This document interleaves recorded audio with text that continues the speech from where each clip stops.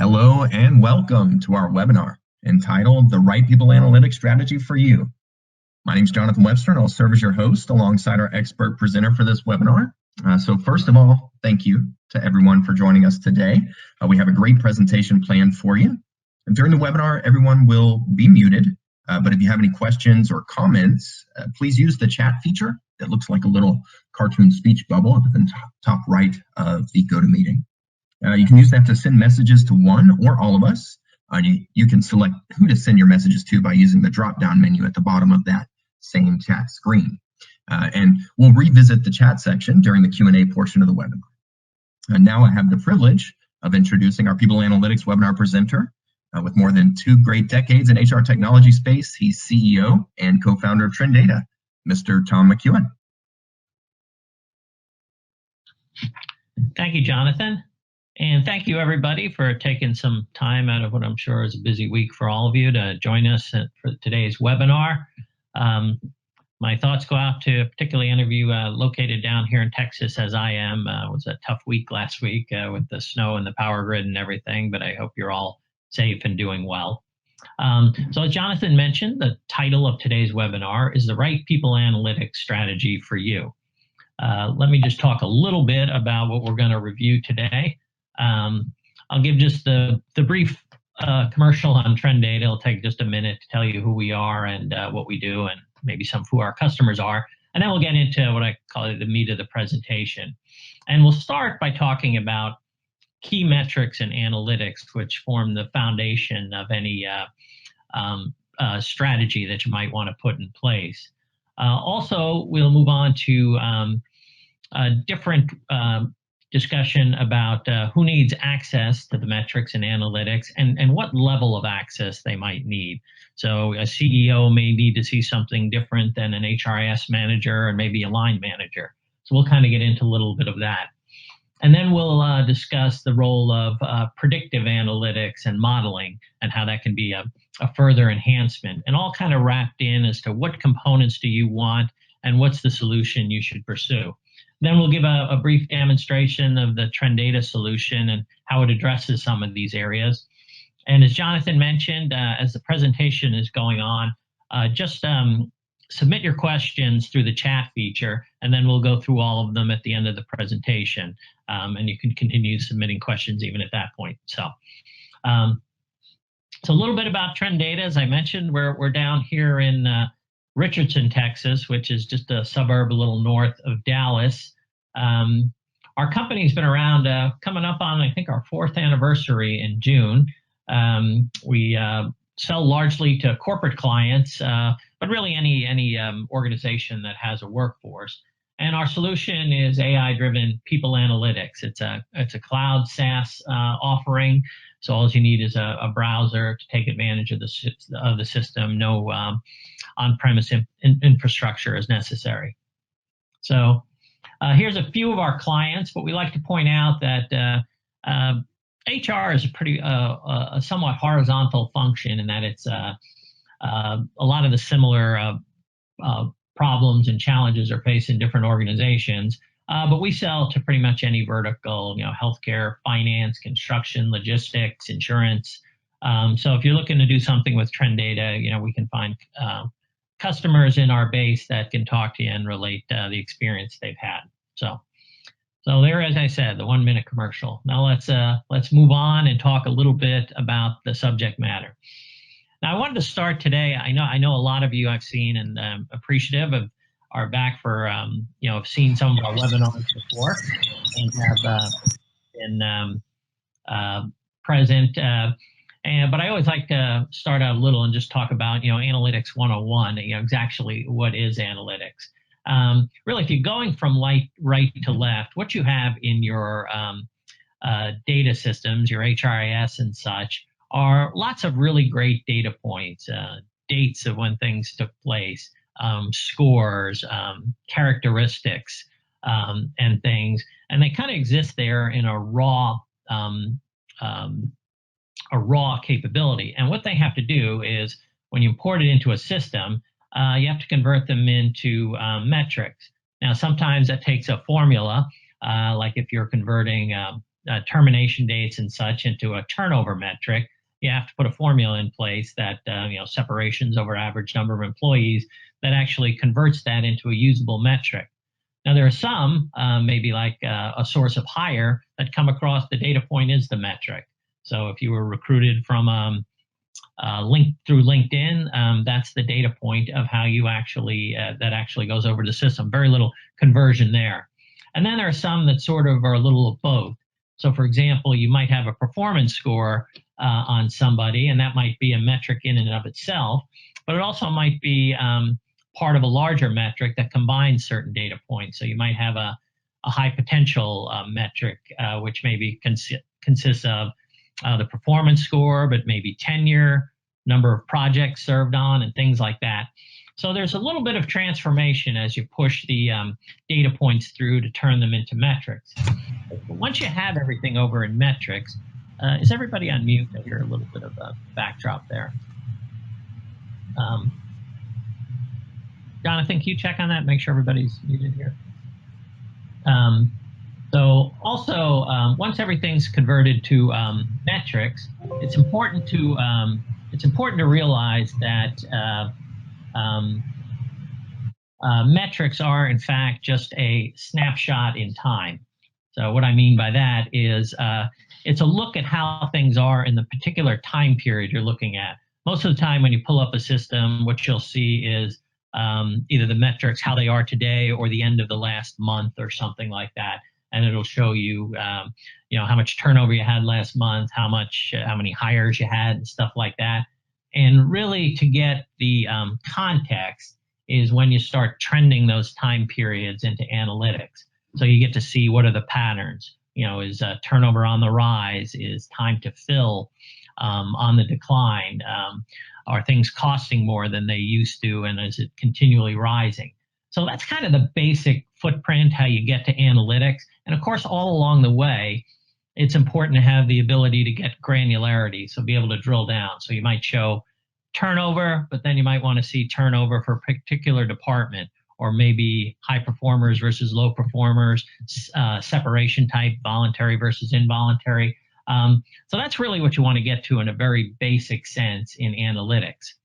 Now, with that as kind of the foundation or the backdrop, talk a little bit about what it takes to get you to the right place or the right solution for you. And it starts off with the metrics, looking at, what are the key things that you need to track to help better your business? Are you looking to reduce turnover? Do you have a big problem with high performer turnover? Are you needing to get people in the door quicker and have them stay longer? Do you have a long period of recruiting and then they turn over in the first 6 months? Are those things that you're tracking? Are you trying to get a more diverse organization? Or are you trying to grow more managers from within rather than paying big finder's fees to bring them in for the outside and then finding out that they don't mesh with the culture? And are you trying to increase engagement, make your employees more happy? That's an interesting one, because you might think if you have low turnover and and you got a lot of people wanting to come work for your organization, that's not as much a factor. But it might be that it's economic times are tough, so people are staying and trying to get jobs. But once the economy turns, you might have a big flight. So chances are it's probably all of these or most of these, because what the point you're trying to get to is, how do you optimize your workforce so that they, perform as best they can? And then, the larger picture that employs everybody is, how do you grow the business and make money? I put a picture up there of a particularly toxic work environment from a movie. We always do this in our webinars if you've been in them before. So essentially, for the first two people who can identify through the chat what that movie is, we will give you a $25 gift certificate. Jonathan can tell what the gift certificates are to. But if you just chat that and chat it privately to Jonathan, if you chat it, then everybody else will see it if you do it publicly. So go ahead. But that's phase one, is finding those key metrics that you want to track and what's really important to the organization. The second point is, okay, so you got the metrics, going back to that 101 slide, is where are the data points that are going to make up that metric? Are you looking at demographic information? Are you looking at those key dates we talked about? When a job was posted, date someone was hired, date someone was terminated. Any overlaying financial information that you want to put? Are you tracking how much it costs to hire someone? Where are those costs located? Compensation data. Do you want to track revenue per employee? Being able to bring that data in. And then a lot of the stuff that might be manually input, not manually input, but kind of regularly input, like surveys, whether they're, stay surveys, exit surveys, current pulse surveys of your employees, and any reviews that you might want to put in. Where's the performance reviews or the 360 reviews, as well as any external data like benchmarks. Are you going to compare your salary to what you think, what some outside expertise says you should be paying person in a certain position in that certain location, to see if you're staying up to date, and that'll help you not lose people to better opportunities. So all of that data needs to be located and brought into the system. Now, in our experience, we tend to find that to really run your analytics, most of the data tends to be located in your HRIS system or your payroll system sometimes, wherever your people demographic data is, whether it's a Workday, SAP, Ultimate, iSolved. But you have ancillary data in other systems, such as a talent management system might have, all of your performance information, your learning information.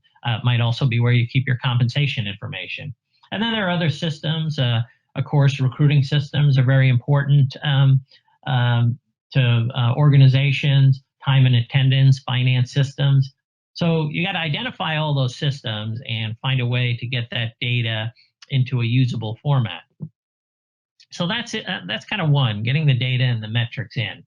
Now, once you have all that in and you can kind of formulate it, you've got to look at who's going to need access to the data, to the metrics and the analytics, and who needs to see what. So, the person, your CEO and your CFO might need to look at, probably need to look at this type of information, but they might need a different view than, say, your HR, your HRIS team. So they might just want to see top line data. Is this costing too much? Is this causing us to increase revenues? Things like that, and more of the the blocking and tackling, the heartbeat of the organization is something that HR is probably wanting to get a much broader look at. You have line managers who need to see information, but they may only need to see their span of control. And then you might have business partners, HR business partners, who don't manage these particular groups, but need to shadow the managers and see everything they see. So a lot of different configurations as to being able to get everybody the right information that they need. And then kind of on top of that is how do they want to see the information? How does it get to them? Generally, most people will look at this type of information on a desktop, on a dashboard, but more and more, this type of information needs to go out through other types of devices. You might have your computer with your large screen at the office, but you use your laptop by itself at home. A lot of people are working at home, where their home is their office right now. You might need to see information while you're in transit, which will, in most cases, be on your phone.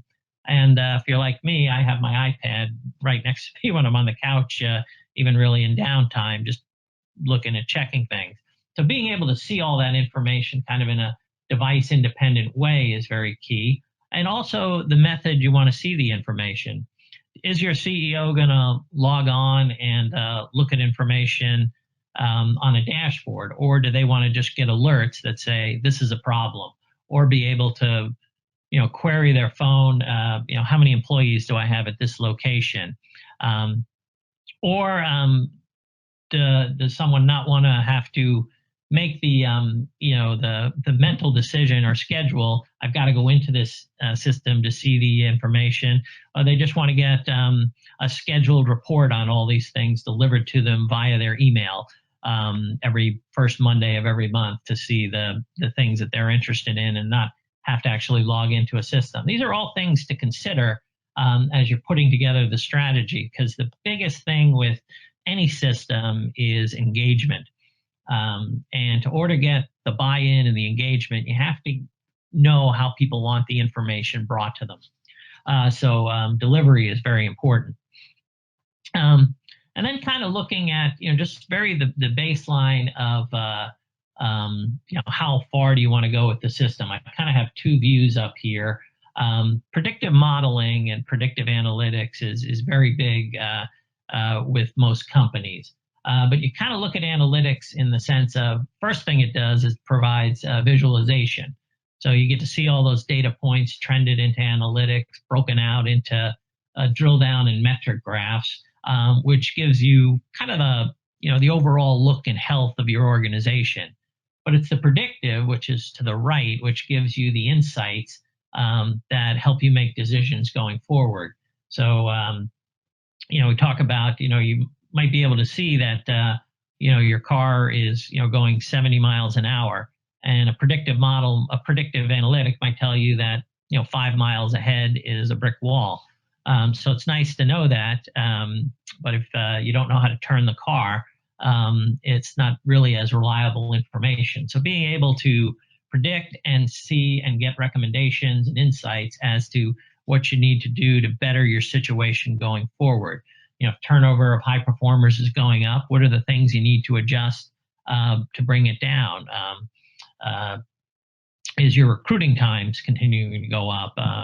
Do you have to look at who's doing the screening and where you're recruiting from? Things like that.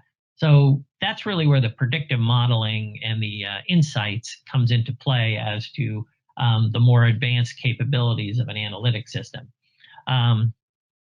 So kind of looking through it that way, and you kind of look at summary of, how do you, at a very basic level, get to where you have you're looking at the right system. So number one, you need to identify the key metrics that you want to track. Number two is identifying where the data is. Three, identify the access privileges of who gets to see the information. Number four, how do you deliver it in a manner that it's going to be used, be compelling, and be provided often enough that it has an effect on the business. And then number five is your organization at the point where the predictive really makes the difference as to what your next move's got to be to be a successful business. Now, if you look at all of that, maybe in a kind of a complex, in a simplified format here,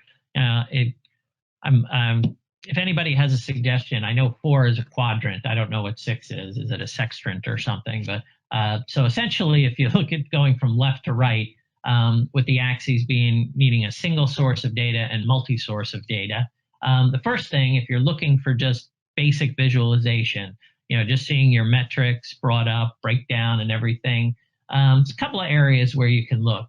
If it's coming from a single source of data, maybe just one system or a data lake, sometimes a system like Tableau or Power BI can help. They can use multiple data sources, but you have to convert it into a flat file before you upgrade it. So it's not like you can bring 5 or 6 integrated sources of data in. It's you have to kind of combine them all into one file when you upload it. So it's limited in that capacity. There's a lot of good third-party reporting tools out there that allow you to bring in multiple data sources for this kind of basic visualization for something very simple.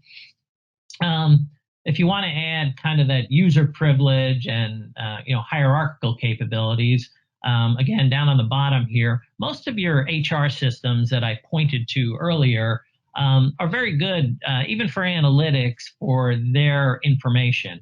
So like SAP can give you, good analytics and visualization for the data that's in your SAP system, similar with Workday and all the others. Same thing with your talent, your recruiting systems. They can give you this basic analytics, mainly for their single silo part of information.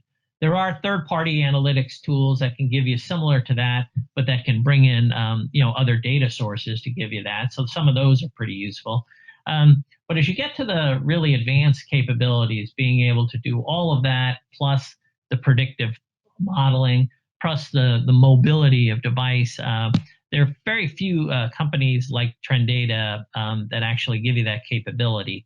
And I'll kind of review that in the demonstration. This is kind of a good graph, depending on what stage of evolution you're in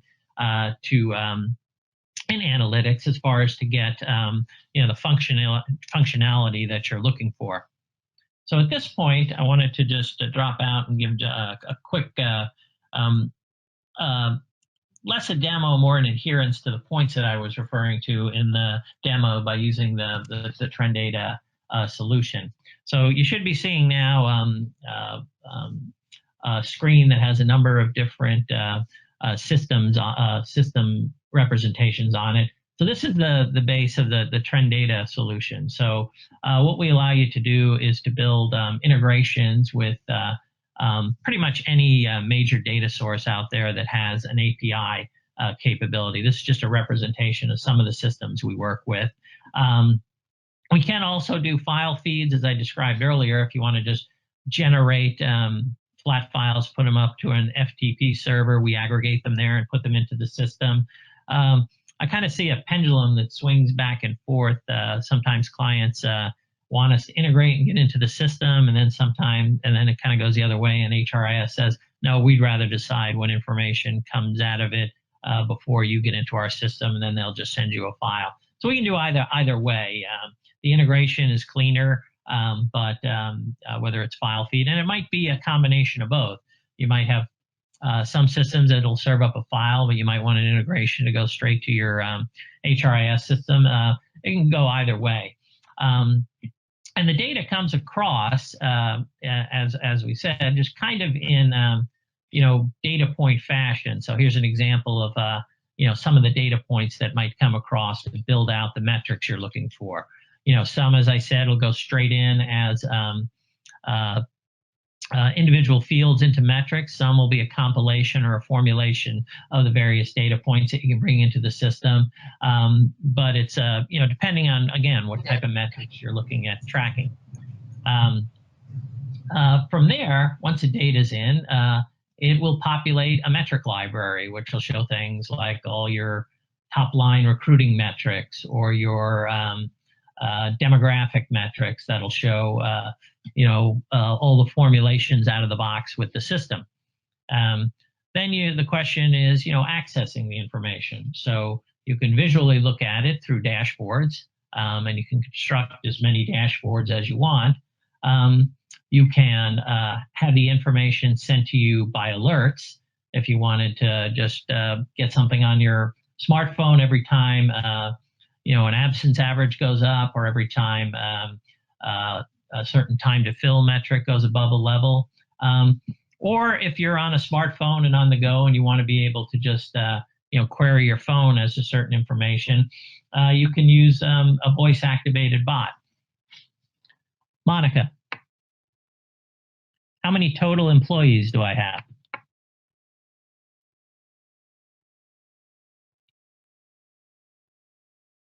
Total 937. Monica, how many female vice presidents do I have?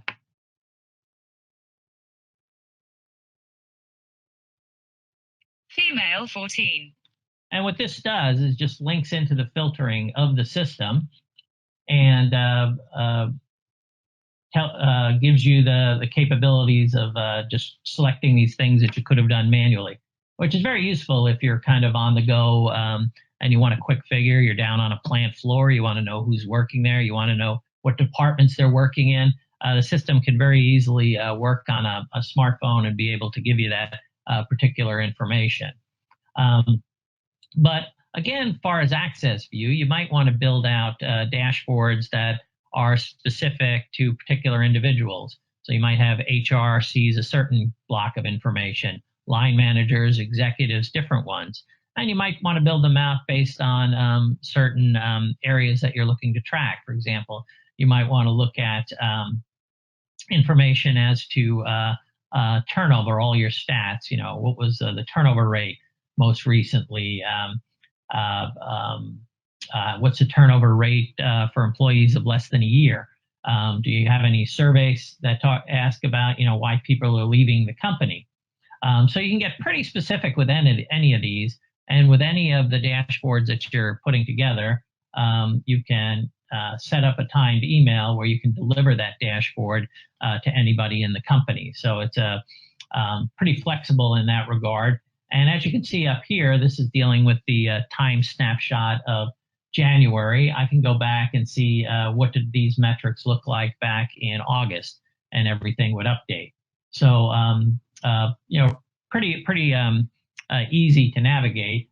But let's look at something more specific. So we've got turnover, which I've referenced a little bit as to do I have a problem here? Now, the basic visualization of the system would tell me looks like I did have a problem as turnover was constantly rising here over the months throughout the year, and kind of hit a peak in November and then started coming back down.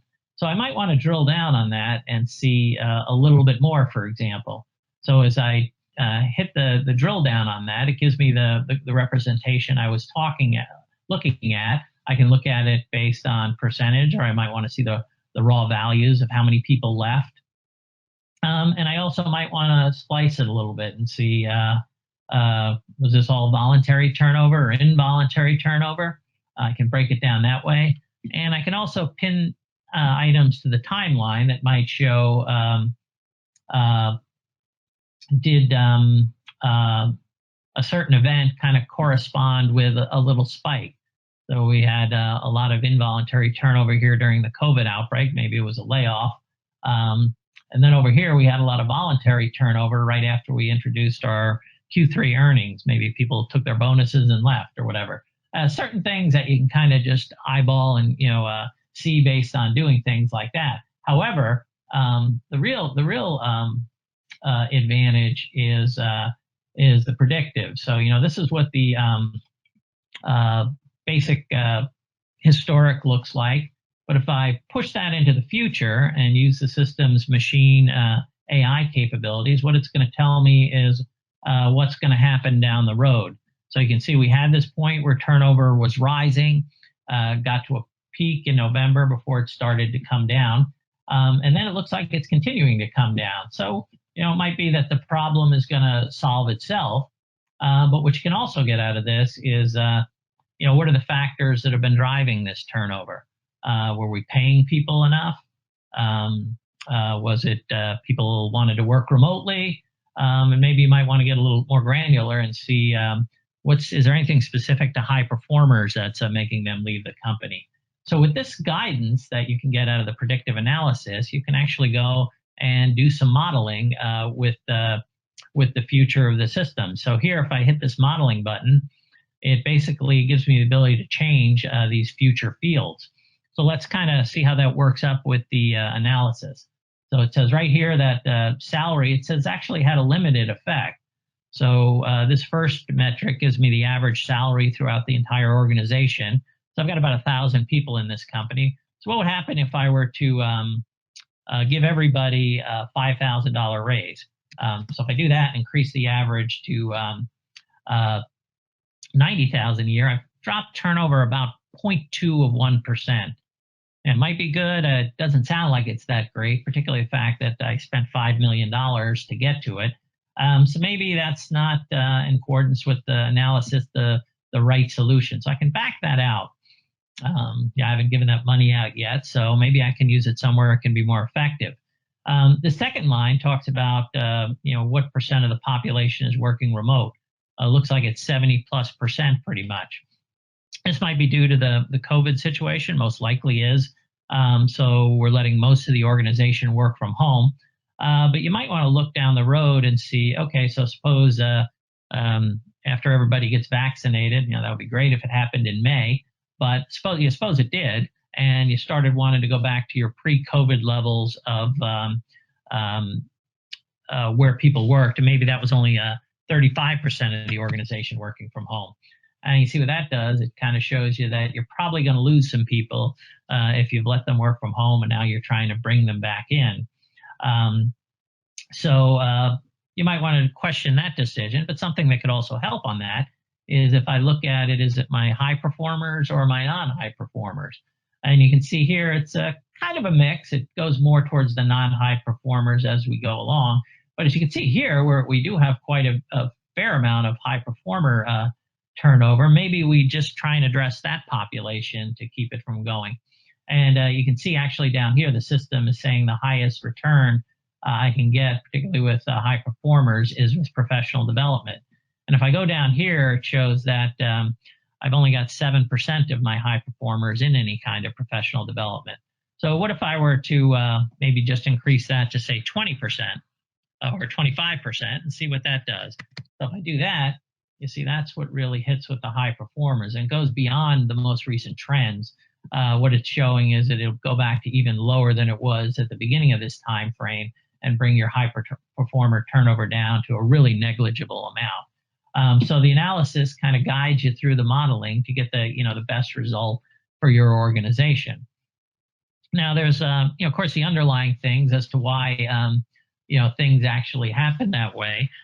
Why, for example, why didn't changing the salaries help at all? So I can use my natural language query up here. I won't use the voice for this one. I'll just type it in. Why isn't giving bigger raises having the effect I would like? And what this does is it takes me to the most relevant metric, which shows how I'm paying my people versus industry averages that I have brought into the system. And it's showing me that pretty much every category I'm at or above what the industry averages are. So that's probably a good indicator as to why salary didn't have as big effect. It's obvious people were leaving for different reasons. So use that as your guidance, and going forward, what kind to do. And of course, as more information comes into the system, the algorithms get upgraded. The AI points to different factors that will, help the trends improve and go based on the information that's available. And in addition to recruiting, you could build out, again, a retention. You could build out models, based on, recruiting. You might want one based on, what's going on with your time to fill open positions, as well as your statuses with candidates and hiring and such. So there's no limit to the amount of dashboards you can build out. They can be as granular as possible. And you can also set up, as I talked to earlier, if you want to, set up different profiles that define what someone can see. This one is actually an HR business partner. It shows that this particular one can see people in New York only at the staff level, and they're only able to see, they can see information, but not salary. So you set up your privileges like this. This enables you to get the right information to the right people and kind of keep with that whole strategy of, rolling out the right analytics strategy. So with that, I am going to come back to the presentation and hand it over to Jonathan. It looks like we got some comments. I don't know if we got any questions. We do, yeah. The first one is in regards to the data sources screen that you were showing inside the TrenData product. And they ask is that for SAP HR? Is that SAP ECC6 or SAP Success Factors that you have a connector to? It's actually for all. It probably is a separate connector. I know it is for SAP, HRIS, and Success Factors because they have different connectors. But we can connect into all of them. Try to put you can only fit so many on a screen, so we try to put a representative example up there. But as long as the system has one, if it has an API, we can tie right into it. As I said, sometimes the client will want to just push us files that we integrate in. But all of the above, we can work with basically any open data source we can bring data in from. Okay. And then someone asks, how is this with government contractors? And do you have any government contractors as your client? We don't have any government contractors. We have government entities. Basically, it operates the same as as a company or an organization. The contracting part, where the contractor might serve as sort of a reseller, where they take the solution and they operate it for the government organizations. We have a couple of organizations that do that in the private sector. None that I'm aware of right now with the government contractor, but we'd be welcome to work with and listen on that front. Absolutely. Finally, I have one that says we have years of HR data in old spreadsheets. How can we clean it up, make it usable with a system like this and Tableau together? Not impressed with Tableau analytics. Yeah, Tableau is often the first reaction for people who want analytics, and it just kind of doesn't have the legs to get that far. Essentially, we have a standard file templates that you can bring the data in through Excel or CSV into the system, and that can, as I say, it can augment another source of data, or that could be the exactly what you're looking for. If basically where our system works, if I go back to the data sources, is we essentially bring in historical files. So we can take all your historical files regardless of where they are. And then from that point on, you just bring in the updated data. And you can also update the historical files. So you can bring in the historical data, but then if you go back and clean it up and some things change, you can bring in an updated historical file. Whether it's in Excel or in your system, we can bring in the historical data very easily, whether it's, regardless of the source. And the nice thing about, and the way I always kind of talk about the visualization aspect of the system is, first of all, when you bring things in and graphically represent it, you start to see what is good data and bad data. We had one financial organization that had been using the same HR system for years. And when they brought it into our system, they found out that all of their employees were classified as male. And it was actually 2/3 female was actually the right appropriation. We also have, it's something we actually just introduced about 6 months ago, is an anomaly detection tool. So if you import your data in and the system spots something out of the ordinary, it'll produce a report for you that'll say something like that, like all of your employees are male, or out of the 150 people who left the company last year, 147 of them left in June. And it'll produce things like that that'll help you as you're importing your data and clean it up. Because usually it takes in the beginning, we upload data a couple at a time and we find anomalies. And then, finally we get it cleaned and the right amount and the right data goes in. So. Fantastic. I did get another question here. So someone's wondering how the historical data is captured in TrenData as a monthly snapshot. What about various employee changes that happen ongoing?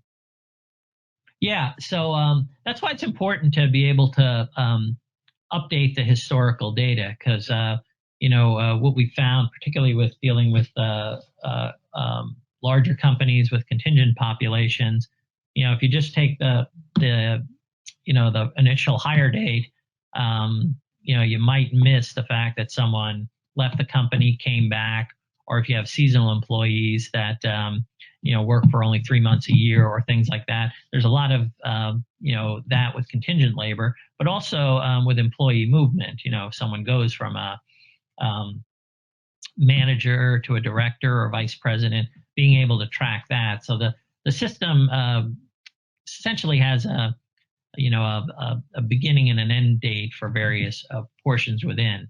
And as you update the historical data, it might be bringing that in, the fact that somebody is an employee now, was an employee 3 years ago, but left for 6 months somewhere in between. So the system is able to capture that.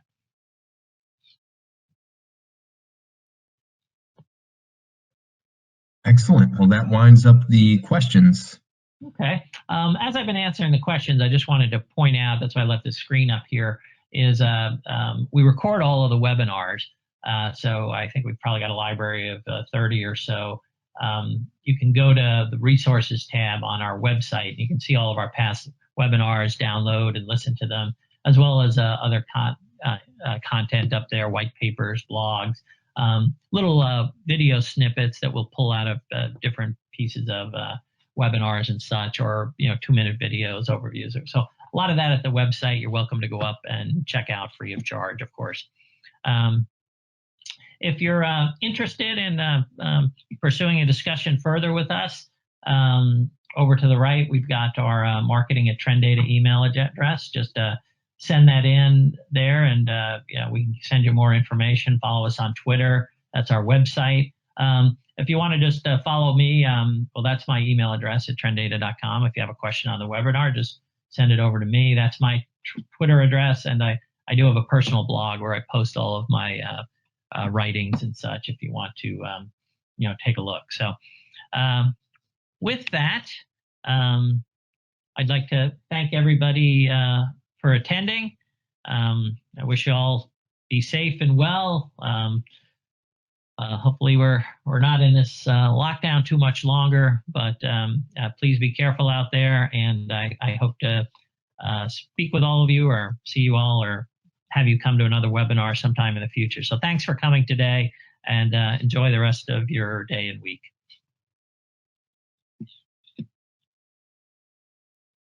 Thank you. Wonderful session. Appreciate it. Take care. Thank you, everyone.